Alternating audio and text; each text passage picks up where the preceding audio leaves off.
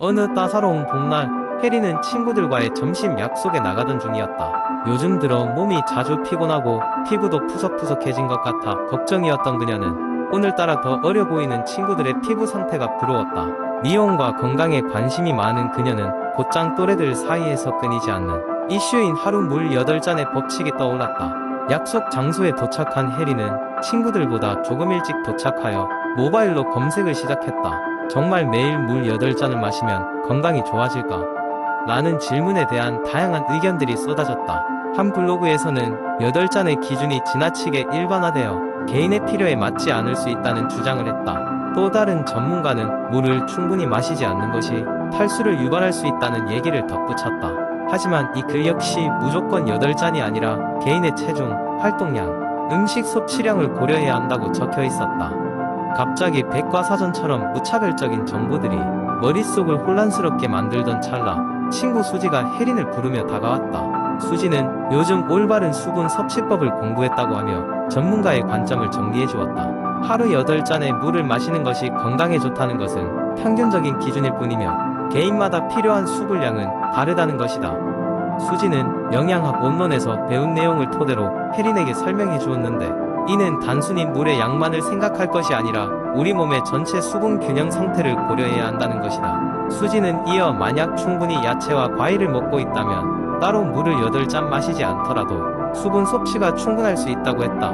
또한 무리하게 물을 많이 마시는 것도 문제를 일으킬 수 있으며 지나친 수분 섭취는 저나트륨 혈증을 유발할 수 있어 조심해야 한다고 말했다. 이야기를 나누며 혜리는 자신의 생활 방식을 돌아보기 시작했다. 직장에서의 커피 습관을 줄이고 점심 식사에는 수분이 풍부한 채소와 과일을 더 추가하기로 마음먹었다. 그리고 개인의 몸 상태와 필요에 따라 수분을 섭취하는 것이 중요하다는 깨달음을 얻은 혜리는 친구들에게도 여러 경험과 전문가의 조언을 바탕으로 한 정보를 나누기로 결심한다. 똑똑한 선택으로 인해 혜리는 점차 피부 상태도 좋아지고 피로감도 감소하는 것 같았다.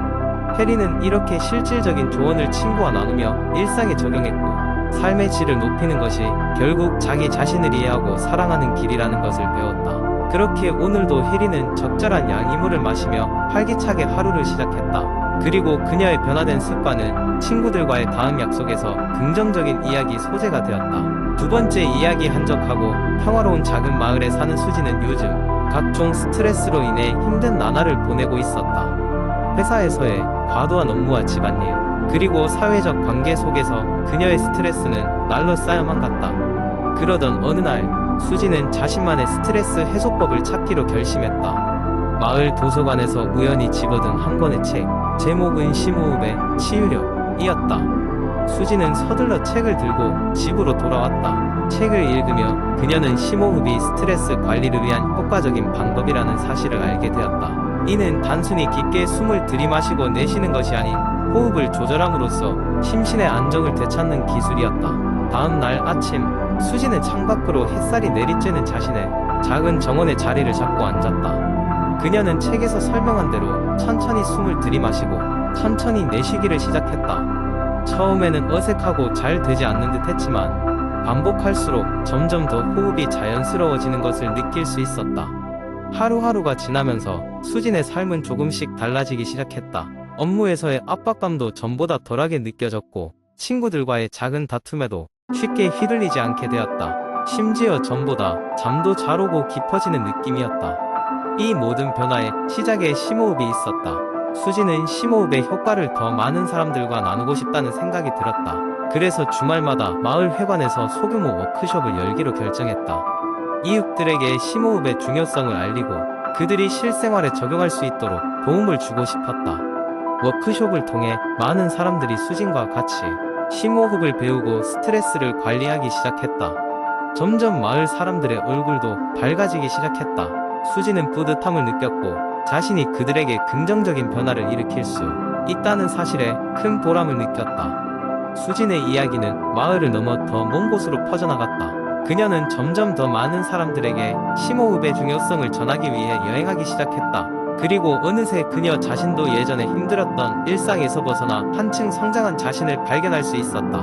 인생이 고단한 순간마다 심호흡은 수진과 그녀의 주변 사람들에게 마음에 평온함을 주는 커다란 선물이 되었다. 스트레스를 줄여주는 심호흡은 그렇게 수많은 사람들의 삶을 변화시키고 있었던 것이다. 세 번째 이야기, 현대인의 삶에서 스트레스는 때려야 뗄 수 없는 존재가 되었다. 통근길의 혼잡함, 직장에서의 업무 압박, 그리고 끊임없이 들어오는 디지털 알림까지. 이러한 요인들은 우리에게 지속적인 스트레스를 주고 있으며 그 결과 우리 몸과 마음은 점점 더 소진되고 있다. 이러한 상태에서 벗어나기 위해 다양한 방법들이 제한되고 있는데 그 중 하나가 바로 식이요법이다. 조금 남다른 오후, 한적한 카페에서 책을 읽고 있던 나는 우연히 옆자리에 앉은 노부부의 대화를 듣게 되었다. 그들은 서로의 건강을 걱정하며 식이요법에 대해 이야기하고 있었다.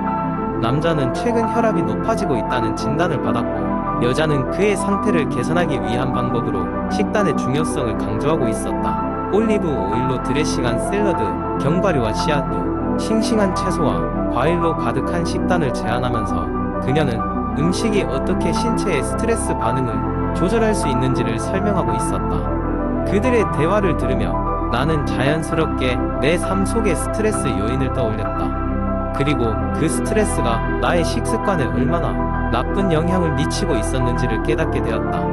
패스트푸드와 인스턴트 식품으로 가득한 나의 식단은 빠르고 편리할지는 몰라도 내 신경계를 위협하고 있었다. 그러던 차에 그들이 대화를 나누던 식이요법이 단순히 체중 감량이나 심혈관 질환 예방에 그치는 것이 아니라 스트레스를 관리하는 데 있어서도 대단히 중요한 역할을 한다는 사실에 크게 흥미가 생겼다. 이후 며칠 동안 나는 식단을 조금씩 변경하기 시작했다. 매일 아침 정성껏 준비한 그릭 요거트에 블루베리와 아몬드를 추가했으며 점심에는 퀴노아와 신선한 채소로 가득 찬 샐러드를 즐겼다. 저녁에는 스트레스를 줄이기 위해 따뜻한 녹차를 마시는 것으로 하루를 마무리했다. 이러한 변화는 즉각적인 효과를 가져왔다. 이전보다 마음이 안정되고 업무에 대한 집중력도 높아진 것을 느꼈다. 더욱이 정기적인 식사를 통해 혈당 수준을 안정시키고 불필요한 카페인이나 당분의 섭취를 줄임으로써 전반적인 에너지 수준과 기분이 개선되는 것을 경험했다. 식이요법을 통한 스트레스 관리의 가장 큰 장점은 바로 장기적인 변화였다. 꾸준한 실천을 통해 얻은 작은 변화들이 쌓이며 나의 삶 전반에 긍정적인 효과를 끼쳤다. 식단뿐만 아니라 규칙적인 식사 시간, 물을 충분히 마시는 습관, 그리고 정크푸드를 제한하는 것이 얼마나 중요한지를 절감하게 되었다. 이러한 경험으로 나는 스트레스를 해결하기 위한 방법으로서 식이요법의 중요성을 깨닫게 되었고, 많은 사람들이 이 방법을 시도해 보기를 권하고 싶었다. 그 노부부와의 우연한 만남에 날 이후로 나의 삶은 많은 변화를 겪었고, 이는 단지 건강에 국한되지 않았다. 스트레스에 휘둘리지 않는 평화로운 마음과 건강한 삶을 위한 여정에서 식이요법은 나의 충실한 동반자가 되었다. 네 번째 이야기. 어느 날 직장에서 돌아온 수지는 거울 앞에 선 자신을 바라보았다. 반복되는 야근과 불규칙한 생활로 인해 점점 무거워진 몸이 마음에 걸렸다. 운동을 시작해야 할 것 같았지만 바쁜 일상 속에서 시간을 내기란 여간 어려운 일이 아니었다. 수지는 생각했다. 꼭 운동을 해야만 살을 뺄 수 있는 걸까? 그리고 그녀는 본격적으로 운동 없이 살을 빼는 방법을 고민하기 시작했다. 온라인 검색을 통해 수지는 생활 속 작은 변화를 통해 체중을 감량할 수 있다는 사실을 알게 되었다. 그래서 그녀는 다음과 같은 몇 가지 방법을 실천해 보기로 했다. 첫 번째로, 수지는 음료 습관을 바꾸기로 했다. 평소에 즐겨 마시던 달콤한 음료 대신 물과 허브티를 마시기 시작했다. 초반에는 설탕이 들어간 음료가 그리워지기도 했지만 몇 주가 지나자 자연스럽게 달콤한 음료에 대한 갈망이 줄어들었다. 그녀는 매일 두리번거리며 밤늦게까지 사무실에 있는 자판기를 찾던 과거의 습관을 떠올리며 웃음을 지었다. 두 번째로, 그녀는 식사 패턴을 조정하기 시작했다. 근처 직장에서 사먹는 패스트푸드 대신 집에서 직접 도시락을 싸가 보기로 한 것이다. 처음에는 준비하는 것이 조금 번거로웠지만 건강한 재료로 가득 찬 도시락은 에너지를 줬고 오후 내내 기운이 넘쳤다.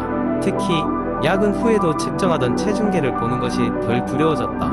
이외에도 수지는 매일 조금씩 더 걸으려고 노력했다. 주차장을 멀리 잡거나 가까운 거리는 걸어서 다니거나 계단을 이용하는 작은 변화들이었다.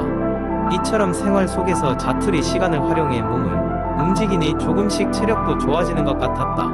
처음엔 사소하게 느껴졌던 변화들이었지만 이내 몸의 변화로 나타났다. 습관의 변화는 곧 다른 긍정적인 변화로 이어졌다. 수지는 몸이 가벼워짐을 느끼며 전보다 자신감 넘치는 하루하루를 보내기 시작했다. 지속 가능한 방법들로 인해 요요 현상 없이 건강하게 체중을 유지할 수 있었고, 이 경험을 바탕으로 많은 친구들에게 영감을 주게 되었다. 시간이 지나 수지는 자신의 성공적인 경험을 블로그와 SNS를 통해 공유하기 시작했다. 그녀의 이야기를 들은 많은 사람들은 운동이 아니더라도 일상에서 작은 변화로도 체중을 감량할 수 있다는 희망을 가지게 되었다. 그리고 무엇보다 중요한 것은 몸에 대한 긍정적인 태도와 자신을 사랑하는 마음이라는 것을 깨달아갔다. 이렇게 수진이 경험한 운동 없이 체중 감량하기에 이야기는 작은 변화를 통해 더 나은 내일을 꿈꾸며 생활하는 많은 사람들에게 큰 교훈으로 남게 되었다.